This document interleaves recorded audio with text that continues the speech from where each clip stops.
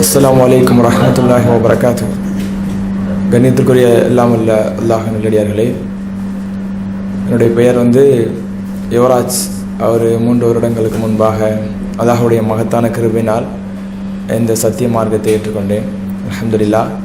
இன்றைக்கு ஒரு முக்கியமான ஒரு விடயத்தை பற்றி உங்கள் எல்லார் மத்தியிலும் ஒரு சிறு சொற்பொழிவு ஆற்றுவதற்கு வந்துள்ளேன். அல்ஹம்துலில்லாஹ். إن الحمد لله نحمده ونستعينه ونستغفره ونعوذ بالله من شرور أنفسنا ومن سيئات أعمالنا من يهده الله فلا مضل له ومن يضلله فلا هادي له وأشهد أن لا إله إلا الله وحده لا شريك له وأشهد أن محمد عبده ورسوله. يا أيها الذين آمنوا اتقوا الله وقولوا قولا سديدا يصلح لكم أعمالكم ويغفر لكم ذنوبكم ومن يطع الله ورسوله فقد فاز فوزا عظيما. வார்த்தைகளிலே சிறந்தது அல்லாஹ்வுடைய வார்த்தை, வழிகாட்டுதலிலே சிறந்தது எம்பெருமானார் நபிகள் நாயகம் ஸல்லல்லாஹு அலைஹி வஸல்லம் அவருடைய வழிகாட்டுதல். மார்க்கத்திலே ஆகச் சிறந்தது இஸ்லாமிய மார்க்கம். மார்க்கத்திலே மிகவும் கெட்டது மார்க்கம் என்ற பெயரிலே, மார்க்கம் என்ற போர்வையிலே புதிதாக உண்டாக்கப்படும் கூடிய காரியங்களாகும். இவ்வாறாக உண்டாக்கப்படக்கூடிய காரியங்கள் அனைத்தும் பிதாத்துகள். இந்த பிதாத்துகள், வழிகேடுகள், அது நிச்சயம் நம்மை நரகத்தின் பக்கம் இட்டு செல்லும் என்ற ஸல்லல்லாஹு அலைஹி வஸல்லம் உடைய எச்சரிக்கைப்படுத்தியவனாக என்னுடைய உரையை ஆரம்பம் செய்கிறேன். கண்ணியத்திற்குரிய எல்லாம் உள்ள அல்லாஹ்வின் நல்லடியார்களே, இன்றைக்கு நாங்கள் பேச வேண்டிய மிக முக்கியமான ஒரு தலைப்பு என்னவென்றால், குழந்தைகளை எப்படி வளர்க்க வேண்டும், இந்த குழந்தை வளர்ப்பில் பெற்றோருடைய பங்களிப்பு என்ன என்பதை பற்றி பேச வேண்டிய ஒரு இக்கட்டான கால தேவையில் நாங்கள் இருக்கிறோம். அதாவது இன்றைக்கு நிறைய ஃபித்னாக்கள் நிறைந்த காலத்தில் நாங்கள் வாழ்ந்து கொண்டிருக்கிறோம். இந்த நேரத்தில் எங்களுடைய குழந்தைகளை நல்ல ஒரு மார்க்க சிந்தனை உள்ள குழந்தைகளாக ஆக்கினால் மட்டுமே எங்களுடைய வருங்கால இஸ்லாமிய சந்ததியினரை ஒரு சிறப்பான முறையில் நாங்கள் நிலைநாட்ட முடியும். இது பற்றி எங்களுக்கு இஸ்லாமிய மார்க்கம் மிக நிறைய ஒரு அழகான சில போதனைகளை எங்களுக்கு என்ன செய்யுது, கற்றுக் கொடுக்கிறது. அல்லாஹ்வுடைய தூதர் ஸல்லல்லாஹு அலைஹி வஸல்லம் அவர்கள் அவர் குழந்தை பிறந்ததிலிருந்து அந்த குழந்தை மரணிக்கும் வரை எப்படி இருக்க வேண்டும், எப்படி வளர்க்க வேண்டும், ஒரு தாய் அந்த குழந்தை எப்படியெல்லாம் கண்காணித்துக் கொள்ள வேண்டும் என்று சொல்லி தந்திருக்கார்கள். இப்போ அல்லாஹ் தஆலா குர்ஆன்ல பேசும்போது சொல்லுவான், ஒரு குழந்தை பிறக்குதுண்டா அந்த குழந்தையினுடைய பால்குடி பருவம் 2 ஆண்டுகள் என்பதாக. ஏன் அப்படி 2 ஆண்டுகள்? மிகப்பெரிய உளவியல் இருக்குங்க, அதுல மிகப்பெரிய அறிவியல் இருக்கு. அறிவியலுக்காக நாங்கள் ஈமான் கொள்ளவில்லை, அல்லாஹ் சொன்னான், அதனால் ஈமான் கொண்டோம். இருந்தாலும் இன்றைக்கு இந்த அறிவியலோடு என்ன செய்யுது, அதுவும் பொருந்தி போகக்கூடியதாக ஒரு மன உளவியலை சொல்லக்கூடியதாக இருக்கிறது. இன்றைக்கு நிறைய தாய்மார்கள் தன்னுடைய அழகு குறைந்துவிடும் என்பதற்காக அந்த குழந்தையினுடைய பூர்த்தியான அந்த 2 வருட பால்குடி பருவத்தை என்ன செய்ய மாட்டாங்க, பால் கொடுக்க மாட்டாங்க. இப்படிப்பட்ட ஒரு நிலையை நாங்கள் பார்க்கிறோம். இது அந்த குழந்தை மிகப்பெரிய அளவிலே பாதிக்கக்கூடியதாக இருக்கிறது.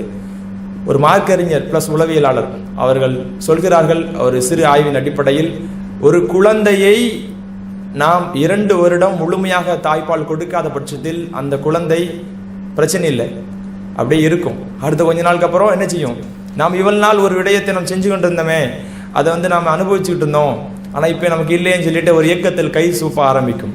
சில குழந்தைகள், எத்தனையோ பேர் திருமணம் வரைக்கும் கை சூப்பிட்டு தான் இருக்கிறாங்க, மறுக்க முடியாது. எத்தனை இடங்கள்ல நடக்குது. இன்னும் சில குழந்தைகள் அப்படியே கொஞ்ச நாள் என்ன செய்யும், மறந்துருக்கும்.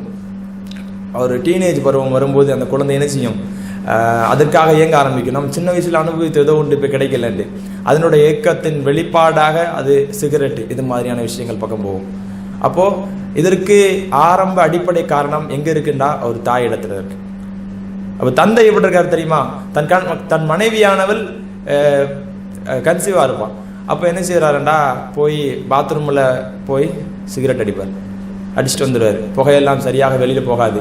அதே பாத்ரூம்குள்ள மனைவி போறான், அதே சுவாசிக்கிறாள் அந்த குழந்தைகளுக்குள்ளும் போது.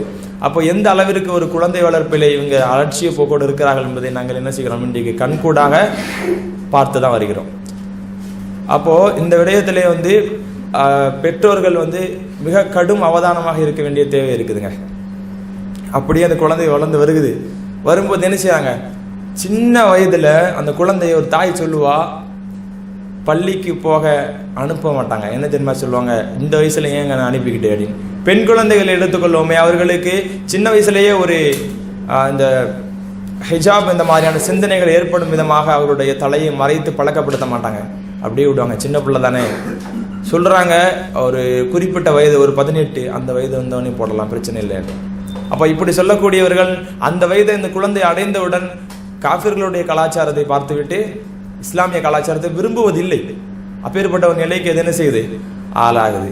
அப்போ அந்த குழந்தையை என்ன செய்ய மாட்டாங்க, பயிற்றுவிக்க மாட்டாங்க. துருக்கியிலே ஒரு பள்ளிவாசல் எழுதப்பட்டிருக்குது சகோதரர்களே, மஸ்ஜிதுகளில் உங்களுடைய குழந்தைகளுடைய சத்தம் கேட்கவில்லை, குழந்தைகளோட விளையாடக்கூடிய அந்த செயல் இல்லவில்லை என்று இருந்தால் நீங்கள் உங்களுடைய பின்வரும் தலைமுறையை குறித்து கவலைப்படுங்கள் என்பதாக.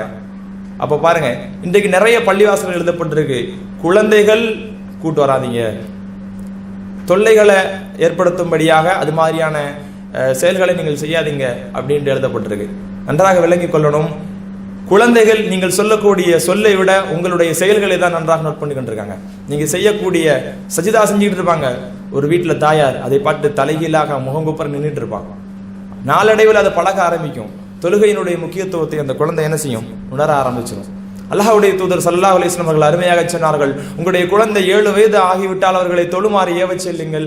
அது 10 வயது ஆகியும் தொலைவில்லை என்றால் அதற்கு காயம் ஏற்படாதவாறு அடியுங்கள், படுக்கையில் இருந்து விலக்கி வையுங்கள். ஒரு தாயை காட்டுங்க. இன்றைக்கு 20ஆம் நூற்றாண்டில் நாங்கள் வாழ்ந்து கொண்டிருக்கிறோம். ஒரு தாயை காட்டுங்கள், குழந்தையை படுக்கையிலிருந்து விலக்கி வைத்து அவன் என்ன காரியம் செஞ்சாலும் அனுமதிக்கக்கூடியவளா இருக்கா, நம்ம பிள்ளைங்கன்னு சொல்லிட்டு தட்டி கொடுத்து போகக்கூடியவளா இருக்கா. அவனுக்கு விளங்கப்படுத்தக்கூடிய தாய் தந்தைகளே இந்த நிலைமைக்கு ஆளானால் அப்போ அந்த குழந்தைகள் எப்படிப்பட்ட ஒரு சிந்தனையில் வளரும் என்பதை நாங்கள் ஒரு கணம் சிந்தித்து பார்க்க வேண்டும். அல்லாஹ்வுடைய தூதர் ஸல்லல்லாஹு அலைஹி வஸல்லம் அவர்கள் இந்த குழந்தை வளர்ப்பை பற்றி என்ன சொன்னாங்க? புகாரின்னு சொல்லக்கூடிய ஹதீஸ் கிரந்தத்திலே பதிவு செய்யப்பட்டிருக்கிறது, குழந்தைகள் உங்களிடத்தில் ஒப்படைக்கப்பட்ட அமானிதங்கள். ஒரு தாயானவள் தன் கணவனை குறித்து மறுமை நாளில் கேள்வி கேட்கப்படுவாள், அவளுடைய குடும்பத்தை குறித்து கேள்வி கேட்கப்படுவாள். அவளுக்கு கொடுக்கப்பட்ட அந்த குழந்தை, அல்லாஹ் சொல்லலையா, அந்நாளில் அருட்கொடையை பற்றி விசாரிக்கப்படுவீர்கள் நீங்கள் மறுமை நாளில். அப்போ நமக்கு கொடுக்கப்பட்ட மிகப்பெரிய ஒரு அருட்கொடைங்க. எத்தனையோ பேருக்கு கிடைக்காம இருந்திருக்கு, நமக்கு கிடைச்சிருக்கு, சரியாக பயன்படுத்திக்க தெரியல. ஒரு அடியான் மறுமை நாளில் அல்லாஹ்விடத்தில் வருவான், அவன் தகுதியால் உயர்ந்து இருப்பான். அப்போது அவன் கேட்பான், யா அல்லாஹ், இந்த ஒரு உயர்வான அந்தஸ்தை எனக்கு எப்படி கொடுத்தா என்று. அப்படி கேட்கக்கூடிய நேரத்திலே அவன் அந்த அல்லாஹ் சொல்லுவான் அந்த அடியானிடம், உனக்காக உன் குழந்தை பிரார்த்தித்தது, பிரார்த்தனையின் விளைவாகத்தான் என்ன செய்து இப்பேற்பட்ட ஒரு நிலையை நீ அடைந்திருக்கிறாய் என்பதாக. மேலும் நபிகள் நாயகம் ஸல்லல்லாஹு அலைஹி வஸல்லம் அவர்கள் சொன்னார்கள், ஒரு மனிதன் இறந்து விட்டால் 3 காரியங்களை தவிர வேறு எதுவும் அவனை பின்தொடராது என்பதாக. பயன்பெறப்படும் கல்வி, நிலையான அறக்கொடை, சதகத்துல் ஜாரியா. அடுத்ததாக சொன்னார்கள், உனக்காக பிரார்த்தனை செய்யக்கூடிய ஒரு நல்ல குழந்தை என்று.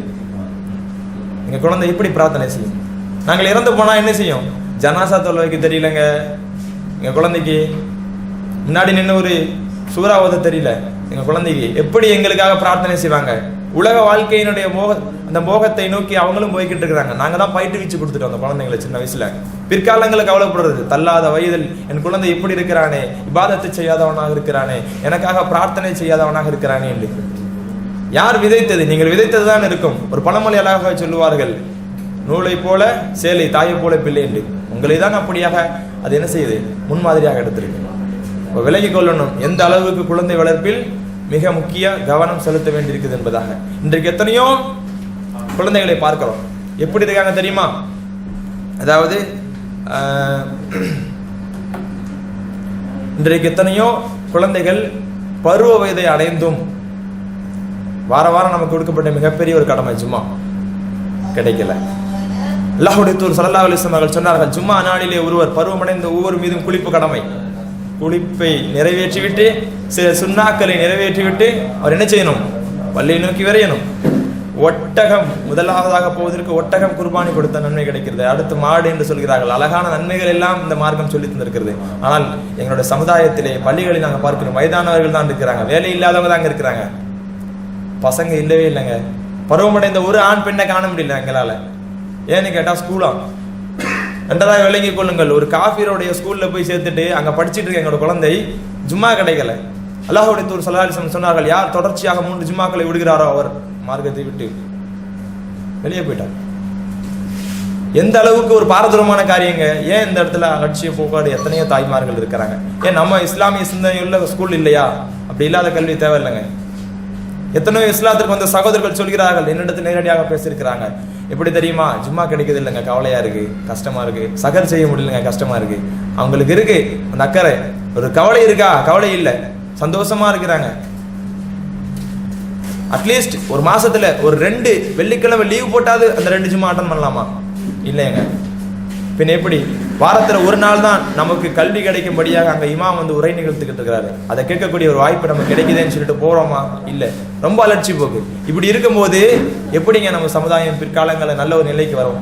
அதற்கு அடித்தளத்தை நம்ம சரியா அமைச்சு கொடுக்கலையே. குழந்தை வளர்ப்புல தாங்க இருக்கு. ஒவ்வொரு பெற்றோரும் ஒவ்வொரு தாய் தந்தையும் என்ன செய்யணும்? விளங்கணும். விளங்காத பட்சத்துல ஒரு பிரயோஜனமும் இல்லை. இன்னும் எத்தனையோ இருக்கிறாங்க லீவ் நாட்கள் சும்மா போய் தூங்கிக்கிட்டு இருக்கிறாங்க.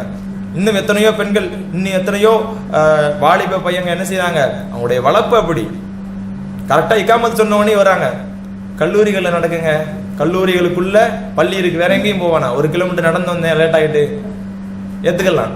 அதை விட்டுட்டு பேசிக்கிட்டே இருக்கிறாரு. அவர் பேசட்டும், இக்காமத்து சொன்ன உடனே ஓடி வந்து உதவி எடுத்துட்டு வந்து தொலை வந்துடுவாங்க.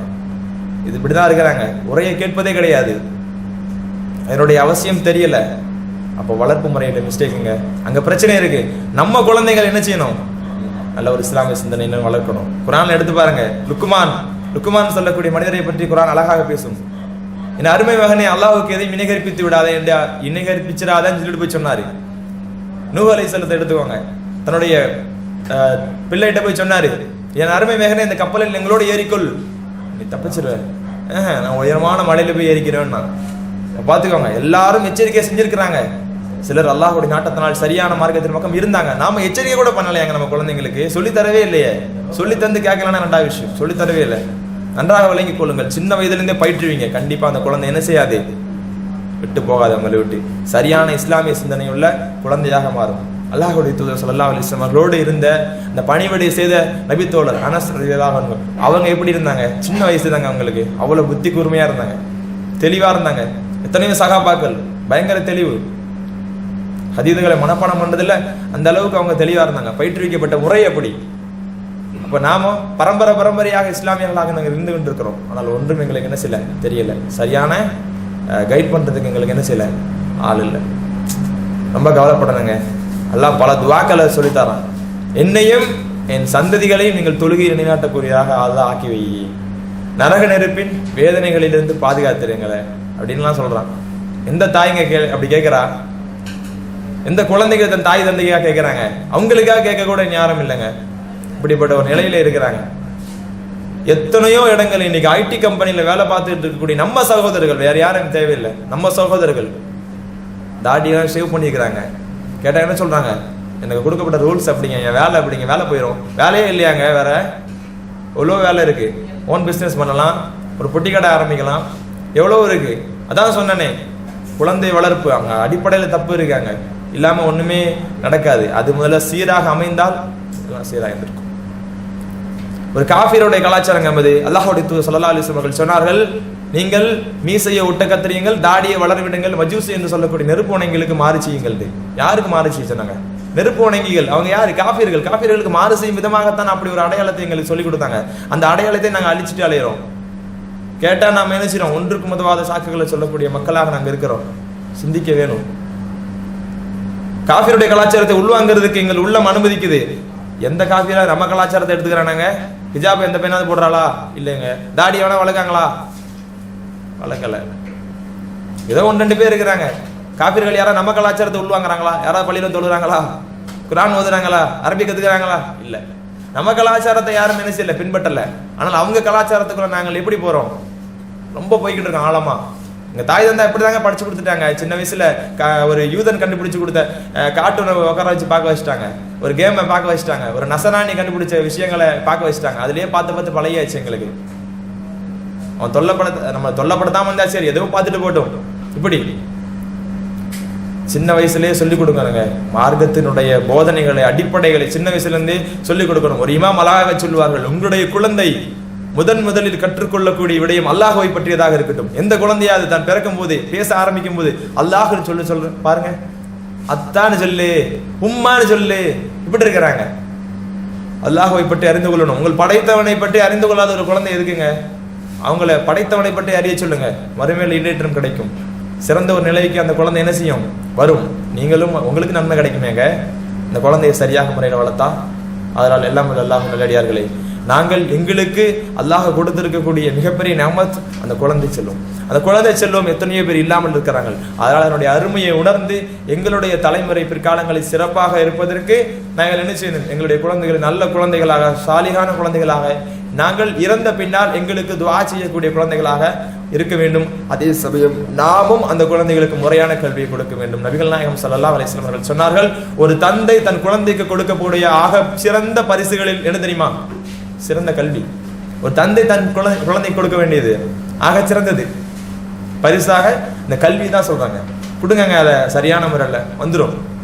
அதனால் இந்த குழந்தை வளர்ப்புங்கிற விடயத்திலேயே பெற்றோர்களாகிய மக்கள் என்ன செய்யணும்? கடும் அவதானத்தோடு இருக்கணும். அவங்கள சின்ன வயசுலேயே இஸ்லாமிய சிந்தனையில வளர்த்தெடுத்திருக்க முயற்சி பண்ணணும். அவங்கள மதரசாக்களுக்கு அனுப்பணும், இஸ்லாமிய பயான்களுக்கு அனுப்பணும், அவர்களை பல புத்தகங்களை வாங்கி கொடுத்து அவங்களை படிக்க வைக்கணும், அவங்களை ஒரு சிறந்த அழைப்பாளராக ஆக்கணும். அப்படி ஆக்கதான் இன்ஷா அல்லாஹ் உங்களுடைய வாழ்க்கை சிறப்பாக இருக்கும், அந்த குழந்தையினுடைய வாழ்க்கையும் சிறப்பாக இருக்கும். இதன் மூலம் இந்த சமூகம் மிகப்பெரிய ஒரு நன்மையை, ஒரு பலனை என்ன செய்யலாம்? அடையலாம். அதனால் அப்பேற்பட்ட மக்களாக நாம் எல்லாம் மாறுவதற்கு எல்லாம் வல்ல அல்லாஹு தஆலா அருள் புரிவானாக என்று பிரார்த்தித்தவனாக எனக்கு கொடுக்கப்பட்ட இந்த வாய்ப்பிற்கு நன்றி கூறி விடைபெறுகிறேன். அஸ்ஸலாமு அலைக்கும் வரஹ்மத்துல்லாஹி வபரகாத்துஹு.